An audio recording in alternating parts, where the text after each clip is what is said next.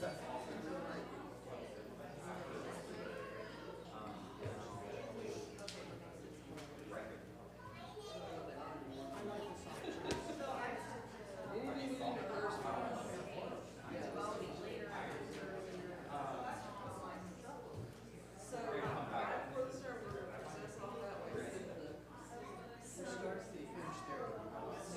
we don't want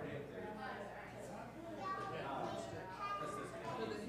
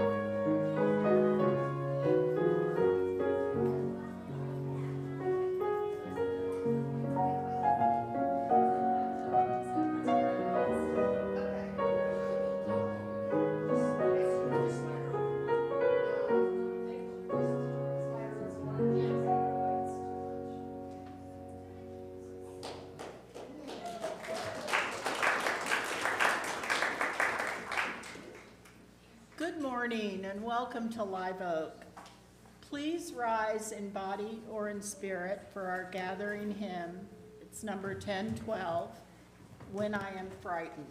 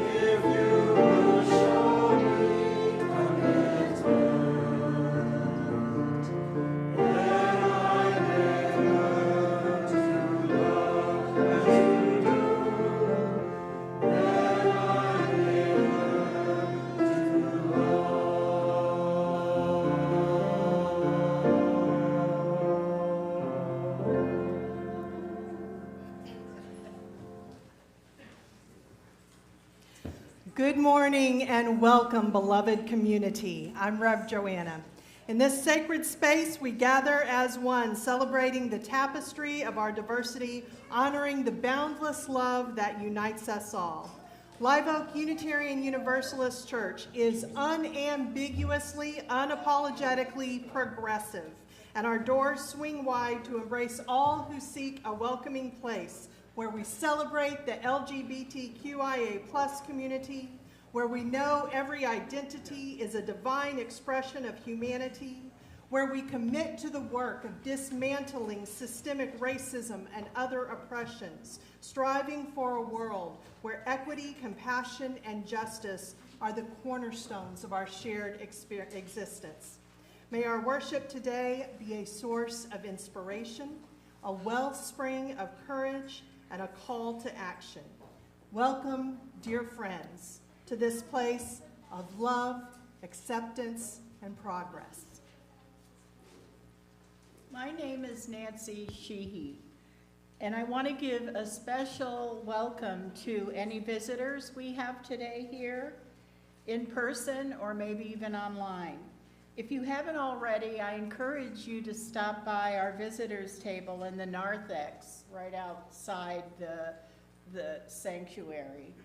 And after the service, to sign up for our weekly email newsletter, and so we'd love to meet you and chat with you after the service to answer any questions you may have. And also, I just want to say today we have an exploring membership class at 11:15 in the library. for any visitors who are interested in becoming members, or you might think you would want to be a member, just to learn a little bit more about us in Live Oak. And so anyone's welcome to come to that. Unitarian Universalism is a non-creedal faith. There are no doctrines you have to agree with in order to belong, and instead we are held together by covenant, our promises to each other in this church and within our religious tradition. Please join me in these words from our historic faith. Love is the spirit of this church, and service is its law. This is our great covenant, to dwell together in peace, to seek the truth in love, and to help one another. Okay, right now for the chalice lighting, we have a special visitor, Gwen Paisley, who's here with her grandma, Lee Collins, and Gwen for the first time, and Gwen is very excited to light the chalice. So as she lights the chalice, we unite with UU churches around the world by lighting our flaming chalice, the symbol of our religion. Today, Gwen is lighting our chalice. Here and at home, we light it today with these words. This is entitled "The Longing for Something More" by Gretchen Haley, who's a minister in Fort Collins, Colorado. Every little thing that breaks your heart is welcome here. We'll make a space for it. Give it its due time and praise for the wanting it represents, the longing for something more. Some healing hope that remains, not yet. We promise no magic, no making it all better, but offer only this circle of trust, this human community that we are, that remembers, though imperfectly, that sings and prays, though sometimes awkwardly, the gathering that loves, though not yet enough. We're still practicing. After all, still learning, still in need of help, and partners, still becoming, able to receive all this beauty, all these gifts we each bring. Come, let us worship together. And so now the choir will sing "Turn Me Round" by Erling Renz.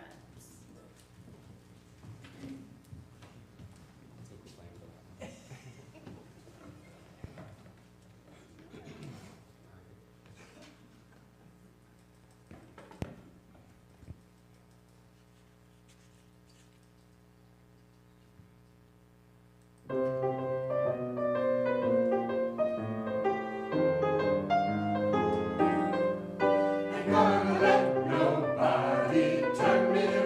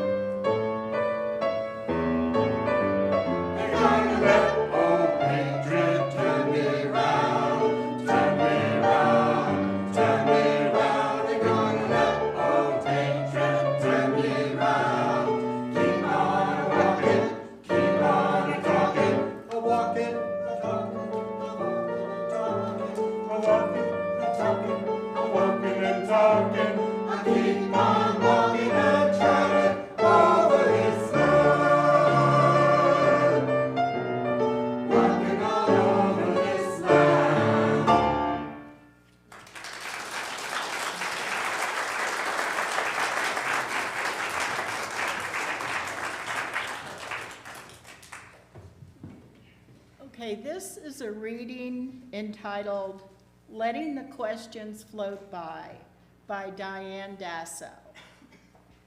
And first, there's a quote from Elizabeth Tarbox in High Tide, Low Tide. There is a time for high tide, for being involved and active, taking risks, and puffing out effort to master the elements. And there's a time for low tide, inactivity and quiet reflection. And both are necessary in our lives. So Diane Dasso writes, this year, I spent time catching up with health checkups and routine tests. The cardiac result of one test was fine, but there was an incidental finding of something on my lung. Since this something could be cancer or an equally serious problem, the next step was a pulmonologist visit and a chest CT scan to study both lungs. The doctor told me there were many possible causes for this thing. He called to discuss the results. On scan day, I was told that getting results could take longer than usual, possibly a week. I approached this week by welcoming the opportunity to live with not knowing, and to experiment not worrying. Not an easy task for me. In the past, a possibly serious health challenge would send me into a frenzy of worry, anticipating the worst, and grasp at potential solutions. Perhaps because I've been practicing Tai Chi moving meditation regularly for the past couple of years, I was able to accept my inability to control outcomes and to focus my energy on living life day by day. Practicing Tai Chi helps because it slows and deepens my breathing, and its flow connects me with the universe and my true self. My suspended interval of low tide reminds me of the bigger picture and my approach to God and spirit. Having grown up in an organized religion with established dogma and having rejected that approach, I am learning to give up needing to know the answers and instead live with the questions. The week turned into 2, followed by a month with more tests and consultations. After an entire summer of scarce knowledge about a possible life-changing situation, surgery became the only viable option. Throughout the wait and during preparation for and recovery from surgery, I practiced deep breathing and I quieted the inevitable anxious thoughts. Rather than seek quick answers, I allowed my being to live at low tide, to love, and to look for inspiration in nature. Rather than jump into wrapping up my affairs, I relaxed my soul, practiced Tai Chi, and let the questions float by. Thus ends our reading. For the past 31 years, Live Oak has been a beacon of acceptance, love, and inclusivity in an area where our values often challenge the status quo. In a world where divisiveness and intolerance seem to grow stronger, we firmly believe in the transformative power of our faith and the positive impact we are having in this area. We invite you to make a financial contribution to help sustain this church's vital work, knowing that every gift, large and small, is appreciated and carefully used in service to our mission. The reasons for being a committed member of this congregation are as varied as our members themselves. Today, Helen Beck will share why Live Oak is important to her.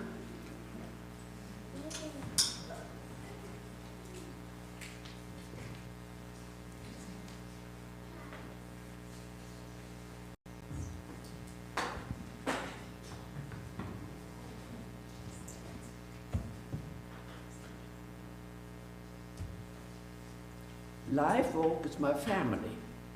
I learned about Unitarian Universalist values when I found the UU Fellowship in Galveston. I realized that here I would find people with values similar to my own, people I could be honest with. I did not need to pretend beliefs I did not have. So when we moved to Austin, I looked to find another UU congregation. I joined the one closest to my house. Everyone was a stranger at first, but not for long. They were a friendly bunch, and soon I felt very comfortable to be part of the community. I'm an immigrant in this country, and I have no extended family. So making connections, getting to know people, making friends was very important to me. I did not become close to everyone. I do not even really like everyone all that much. But I feel right at home here now. By working with several small groups, by becoming active in the garden, and putting in physical work for more than 20 years, I have formed a close connection to this church. The place became my own. A few months ago, I interred the ashes of my husband in our memorial garden.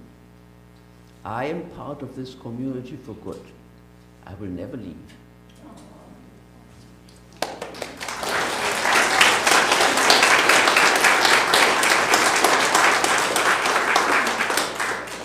And if you have an experience to share about why this church is important to you, please let me know. Let this time of offering be a reflection of our shared commitment to making a positive impact on the world and a reminder that our Unitarian Universalist values guide us not only in our beliefs, but also in our actions. Thank you for your presence here today and your contributions to our ongoing journey of building the beloved community here and in our wider parish.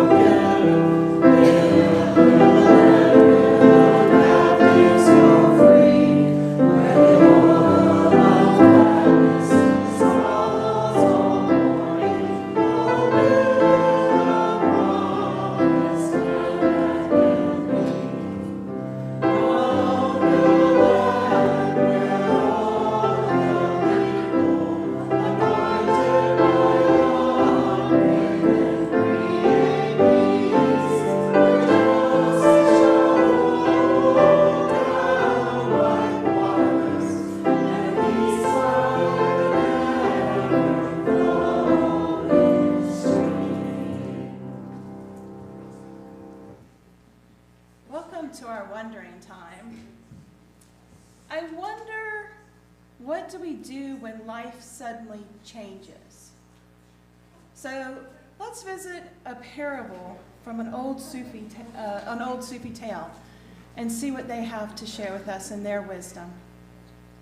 There once was a breathtaking stream that used to flow down from a mountain. And it took awe-inspiring twists and turns. It gushed through forests and strange lands, exploring every corner, discovering something every moment. It felt alive. It felt energized. It was flowing. It was living in accordance with the purpose of its life. But after some time, it reached a desert, and it could proceed no further. It moved into the land, and the sand would envelop it. No matter how hard that stream tried to cross the desert, the sand just carried it down. And the stream thought, I'm not going to let anything stop me or turn me around. And it kept trying again and again. And then there was a voice. Let go. Don't struggle. And the stream looked around and it listened to the voice. But if I do, won't I get carried away? Said the stream. Yes, you will, came the reply. Now the stream got even more worried and said, but, what if this makes me change? I don't want to change. Well, my darling stream, you're going to change whether you do this or not. Whether you let go or not, you will change. You will either become a bog or you will become quicksand, but you will change. Let go. The stream thought about this for a long time, but knew that if it did not let go, it would regret it. It wanted to know what else there was. It did not want to be stuck in the same difficult position forever. It decided to believe and to stop resisting. And as soon as it let go, the wind bowed down and embraced the stream. It got hold of the stream, then drop by drop, the breeze gently lifted the stream and soared it through the sky. And then just as gently, the wind put it down on the other side, upon a beautiful mountain that led to green, lush fields. The stream was ecstatic. It felt energized. It was new again. It traced its path through the gorgeous lands and forever grateful that it had been able to let go and to trust that it was on the right path. Problems and hurdles are not full stops, the stream learned. They are part of being human. They're part of life, designed to help us grow as human beings. All we need to do is trust. Trust in the process and let go. And with this, our story is told.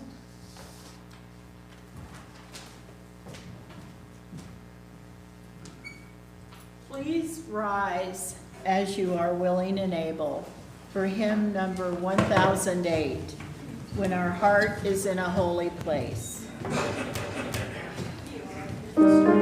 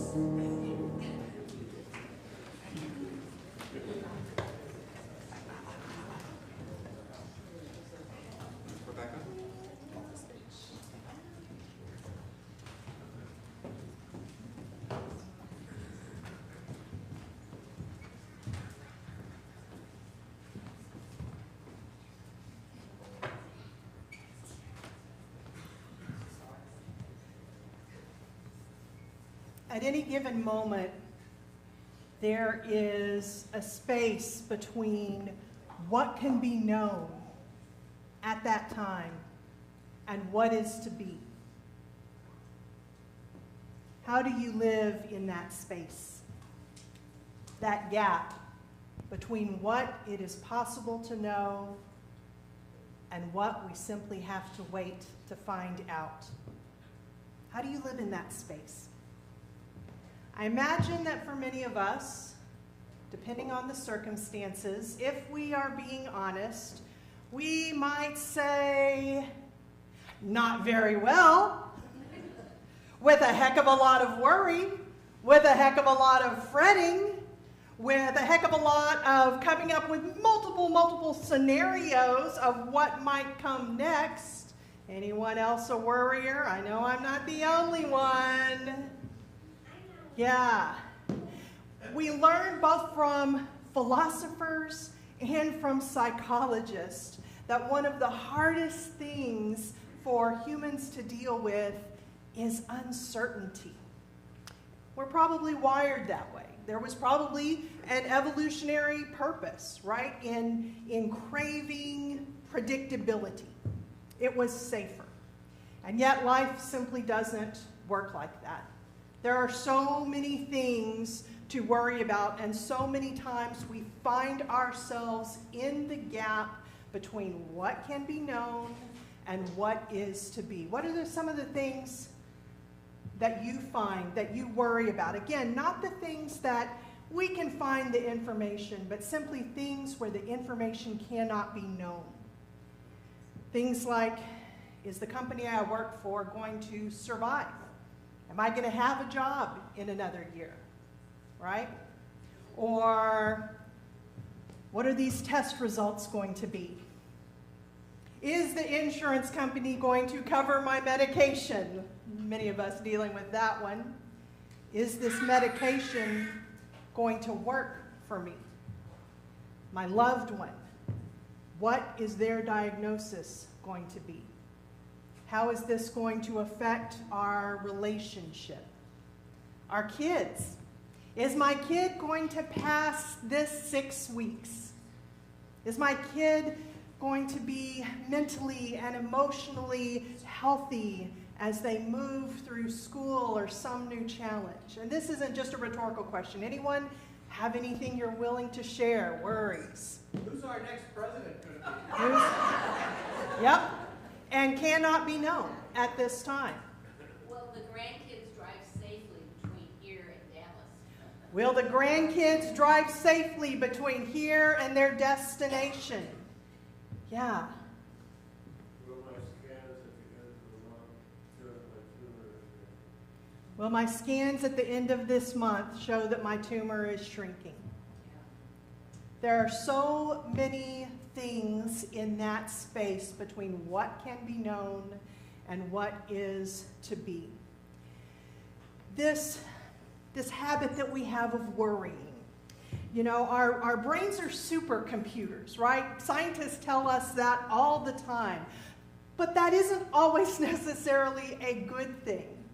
Because when we are in that gap, our brains can begin spinning and coming up with hundreds of different outcomes, right? And unlike a computer, we can't just look at these different scenarios in a dispassionate way, nor, most of the time, can we put weight on them that is commiserate with the actual chance that that could come true. It's proven time and time again that humans are really terrible at doing things like gauging risk and weighing things according to probability. So my brain is spinning with what could happen. Here is one potentially good outcome. Here are 20 or 100 really terrible outcomes. I think I'm going to go with one of those. I'm going to pick one of the absolute worst ones. This worrying, and we know that worrying is not good for us, right? We're told that all the time, which only adds one more worry onto our worries. This is not new. Both the worrying and the worrying about worrying are ancient. And we know this because all of the major religions address this issue of worry and what we should do about that worry. For the Abrahamic religions, Judaism, Christianity, Islam, they all tie it in some way to trust in God. And all three of them also can make that punitive, O ye of little faith, that if we worry, then our worry is proof that we do not have enough faith in God. Again, giving us one more thing to worry about. But it's not all punitive.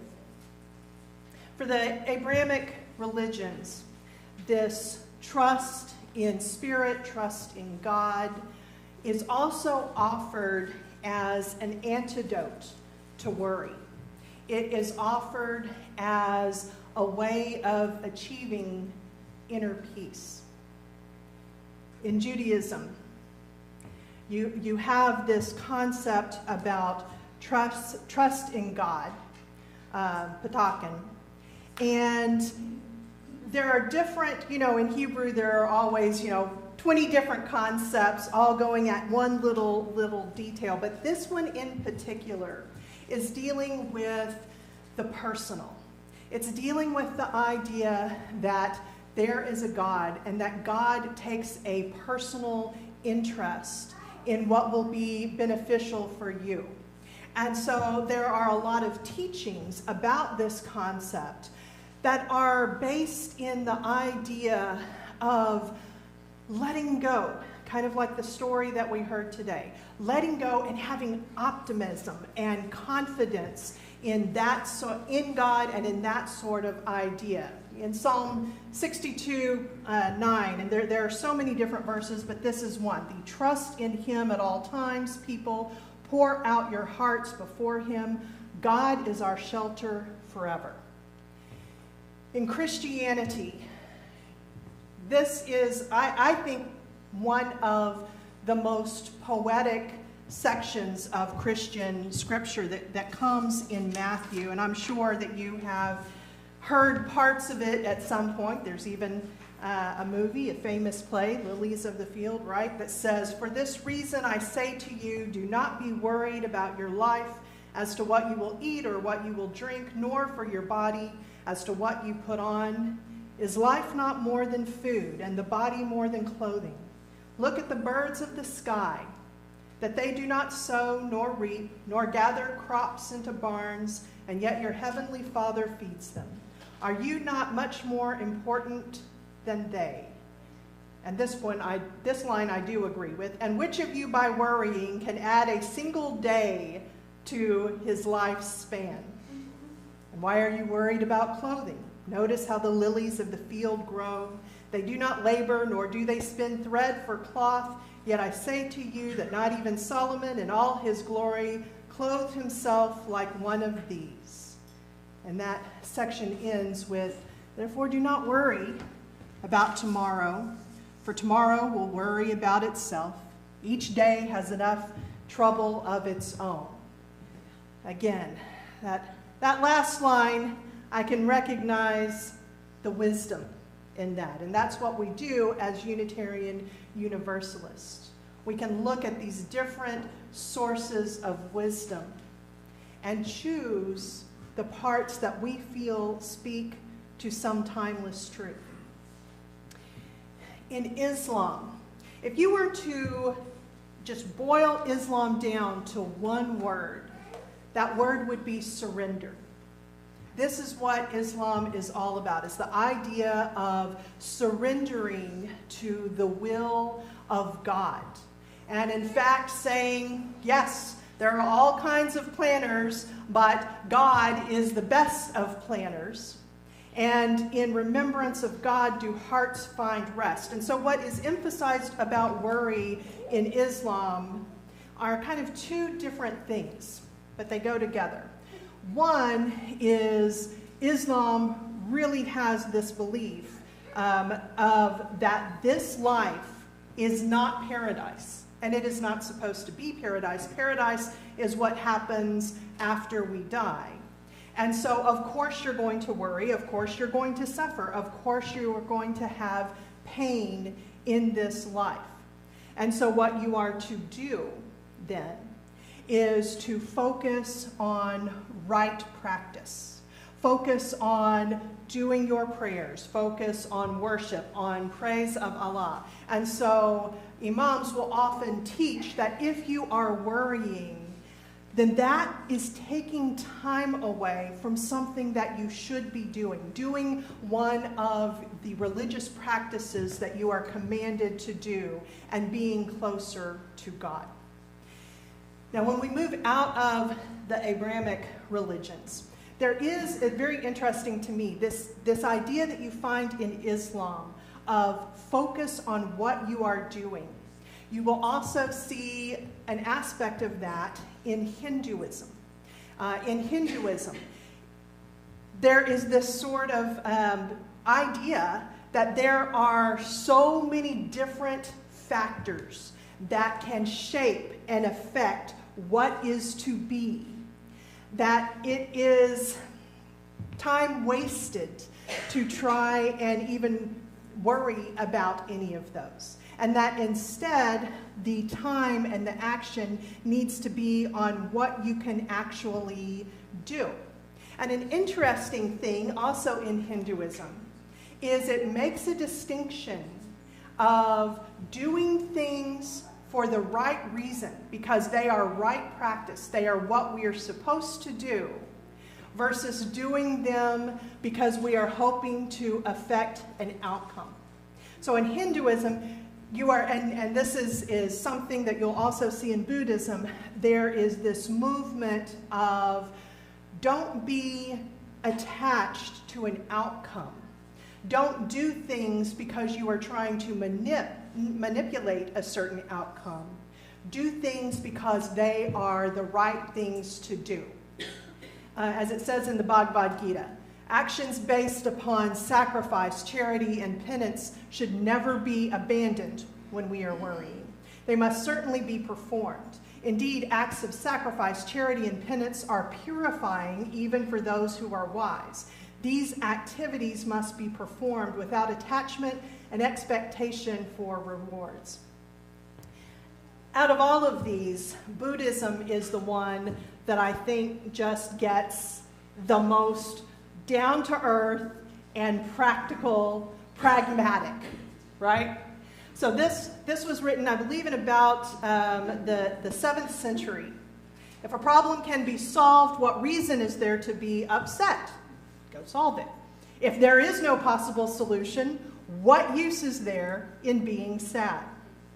Now, of course, Buddhism is about separating ourselves from attachments. And if we are worrying, it is because we are attached to something. We are attached to a certain outcome. We are attached to a certain relationship. And underneath that, there is this idea, I think, that we are, because of this fusion, that we will not be able to survive what it is that comes to us, that we will suffer. And of course, suffering is a reality. Buddhists will also say that pain is inevitable, suffering is a choice. But it becomes very pragmatic in this, to look at what it is that we are worrying. Figure out if there is something we can do towards it, and if not, let it go. And in both Islam and Hinduism and Buddhism, and I would say also in Judaism and Christianity in a different way, there is an emphasis on turning to spiritual practices, prayer, meditation, yoga, in order to let the worries go and simply be right where we are, and again, not attached, not stewing over what will happen next. So that's kind of an overview of these different world religions. What is it that you can take that would work for you.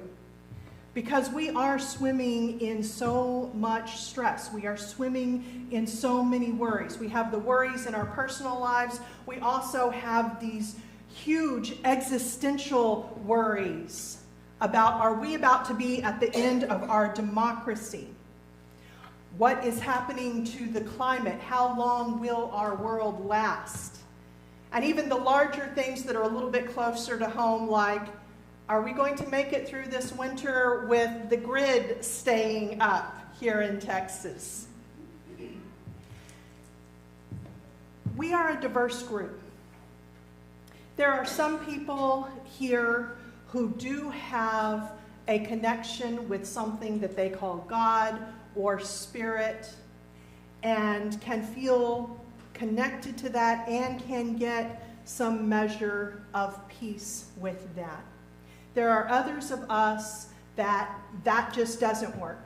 For us, it would be inauthentic. It would be pretending something that we cannot believe.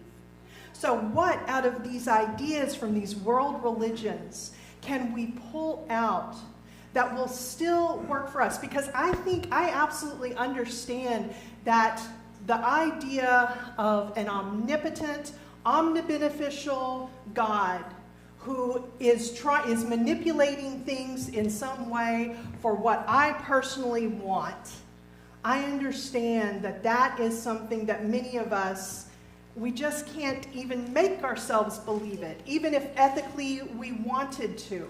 But I think that the price of soul-crushing worry is too high to pay for that. But I also don't think that we have to just throw it out.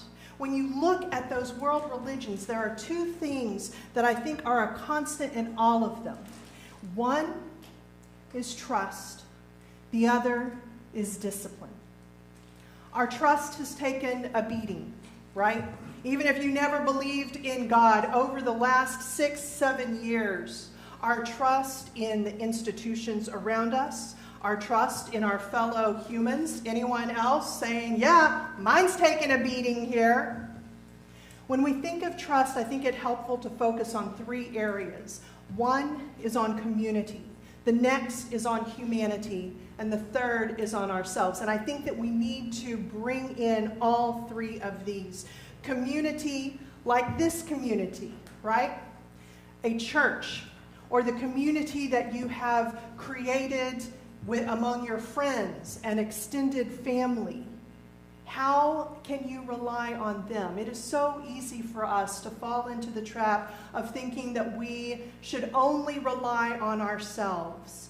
This is a very new idea in humanity, and I think it's a failed one. We have histories of building community because that is how people survived. When we look at the larger picture of all of humanity, yes, I hear you. My trust has taken a beating too. But we also need to realize this. Remember how I said our brains, these computers up here, are not really good at holding things in any sort of balance, anything commiserate with reality? Now that we have news that is going on all the time, I think this has gotten worse because the news is still operating the way it always did, which is, the story of dog bites man we're not going to cover. It's the story of man bites dog. That's something unusual. And so still we are hearing those unusual stories, but we're hearing them 24/7. That's not going to give us any meaningful sense of reality. I could go into so many facts right here, but we are limited on time. Let me just give you one, and that is the whole issue of vaccines. Because I know that was one of the things that really shocked so many of us, was seeing the pushback to things like vaccines and masks. 80% of Americans got at least one vaccine. As of today, 70% are considered to be fully vaccinated. Does that number surprise you a little bit? Because that's not what we hear on the news, right? We just hear the voices of dissent. And then trust in yourself. When someone is going through something really hard, some type of crisis, and it has just hit and they meet with me, the first thing that we do most of the time is we sit down and we draw out a resource map. And it includes things like community and wider services, things like that. But it also includes the things of what do you have inside you that you can rely on? What have you used in the past that has helped you get through the difficult things? Because if you have any life experiences, you've already had to use some of those. Maybe it's practices like meditation. Maybe it's certain traits like humor. There is so much where we can trust and let go and let that wind carry us across the sands. And discipline. Discipline is something that comes up in all of these different world religions. Discipline right now is not something I think that we as a society really want to talk about, certainly not self-discipline, and certainly not in a religious sense because it has been so misused over the years. But I don't think that we can throw out the baby with the bathwater. When you look at all of these religions, they talk about some type of spiritual discipline. When we were going through the very start of the pandemic and the lockdown, y'all remember, I don't mean to re-trigger you, but you remember how scary it was? How scary it was. We did not know how many members of this congregation we were going to lose. Like, that was our kind of thinking.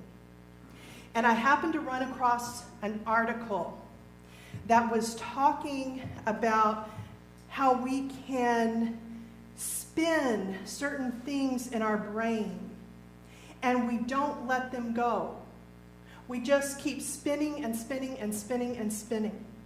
And what happens, what is necessary most of the time to get out of that is actually discipline. Is to say, this is not doing me any good. I need to either distract myself or meditate or talk to someone, but I can't continue doing, and it's called rumination. I used to think ruminate just meant like think of things. No, it's talking about this spinning. So what is it in your discipline that you can turn to?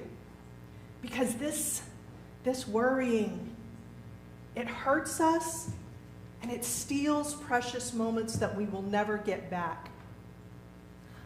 I have many times, but I have one specific time where my spouse and I made a decision, and I do think we made things better for our family, but we weren't yet at a point to make things better for us. One of my kids had cancer. She's a survivor. She's good. But 2 days before Christmas, I was taking pictures of her, and I realized that one of her eyes was not going straight.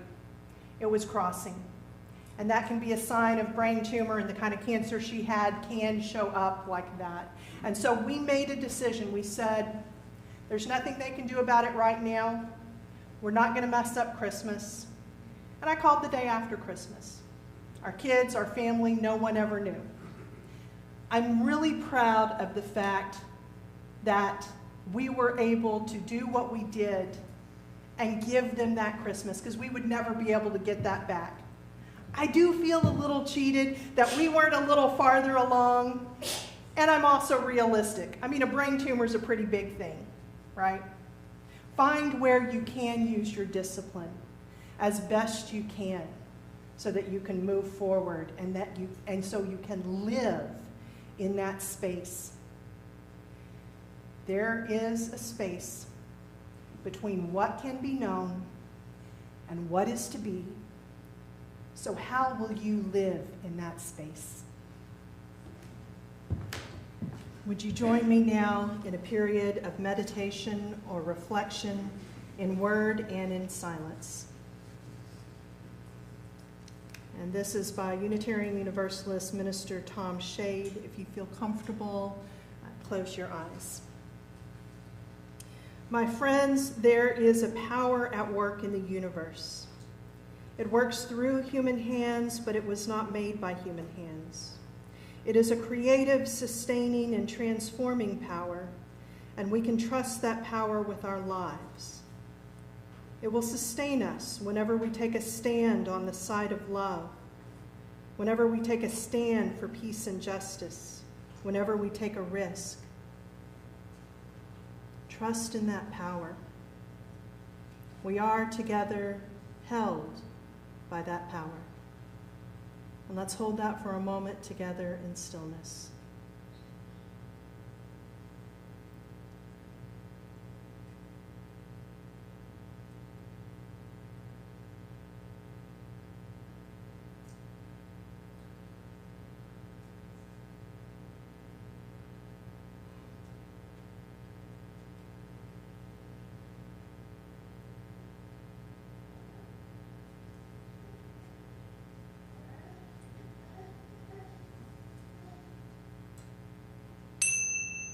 Amen, and blessed be.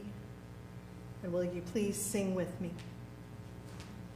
When I breathe in peace. When I breathe out love. When I breathe in peace. When I breathe out love.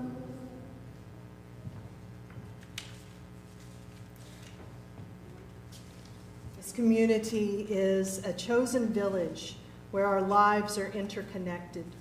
Part of the tapestry of this communal journey is sharing the significant milestones, joys, and sorrows in our lives and witnessing the diversity that we hold. One of us may be celebrating a life event while another is mourning a grief. And there's a beauty in that mosaic as we are reminded that these moments in our lives are transient and ever-changing. And today, Lucian shares the joy of he is going back to school.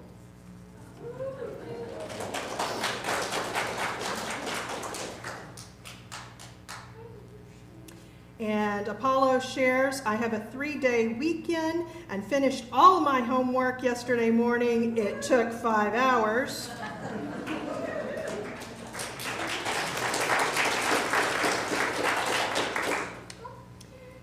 And Dan Scott shares, this is 1 year and 1 day since my beloved Lois died. 1 year of mourning and memories. 1 year of loneliness and connectedness. 1 year of pain and healing. Thank you, Live Oak. And our Director of Lifespan Faith Development, Chris Jarman, shares this joy. I want to share my gratitude for the Willing Helpers team and all that they do for faith development. A huge shout out to Jason Fay for painting room 201 yesterday with assistance from our awesome administrator, Diane Stepikoff Fay, and a concern for Harmony, who takes care, she's a member here and takes care of our nursery, her continued healing as she recovers from surgery for appendicitis. And I will also lift up our pain and our prayers for the people of Israel and Palestine. May this community draw closer with our shared experiences as we celebrate life's triumphs and navigate its trials together.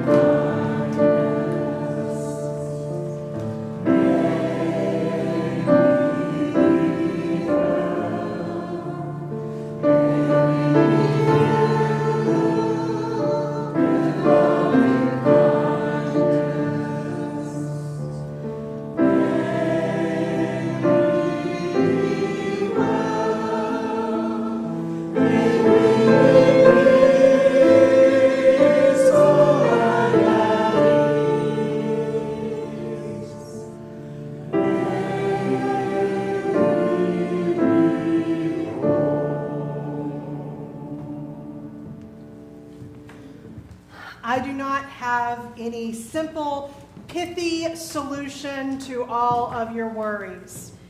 I think that it is going to depend on each individual and the circumstances that you are in to figure out what is authentic for you.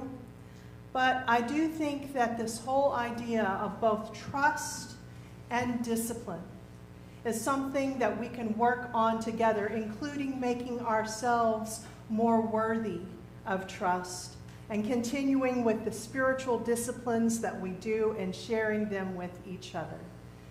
May you this next week, I can't promise you a week with no worry, but may you find little times, little moments when you're able to stop the brain from spinning and let go and trust. And in the words of Henri Frederick Emile, life is short. We don't have much time to gladden the hearts of those who walk this way with us. So be swift to love and make haste to be kind. Go with love and go with peace.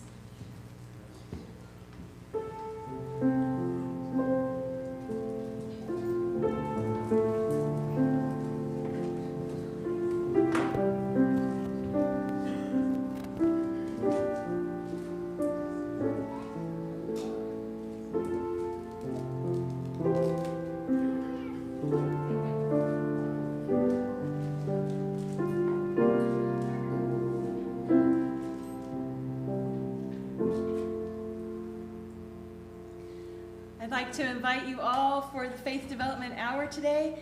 This whole month, we've just got so many cool things going on.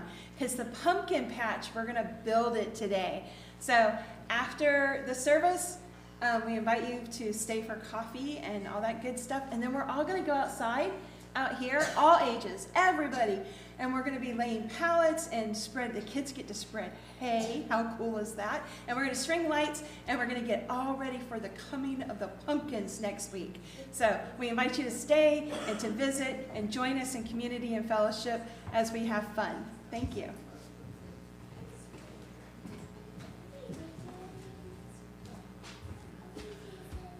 So, Gwen. So Gwen is going to join us and help us extinguish our chalice with these words by Unitarian Universalist Wayne Arneson.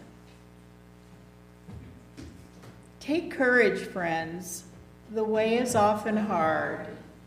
The path is never clear, and the stakes are very high. Take courage, for deep down there is another truth. You are not alone. And Gwen, thank you so much for extinguishing the chalice. And Gwen, that's for you.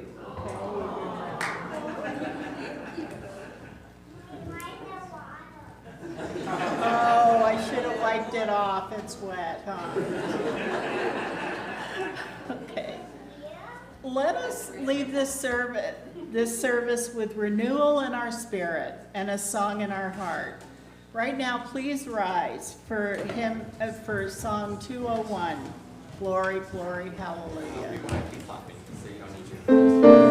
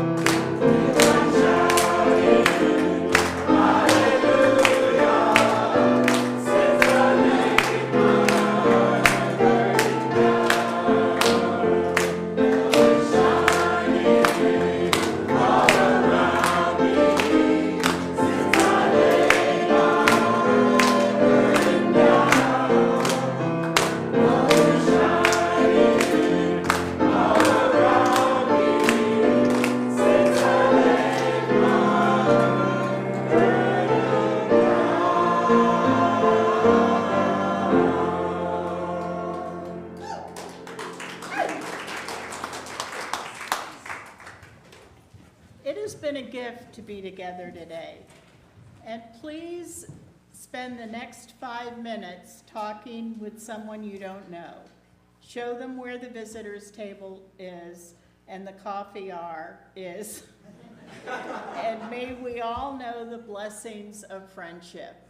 And so before you take the 5 minutes to get to know someone you haven't known yet, please stay seated because we have a special postlude.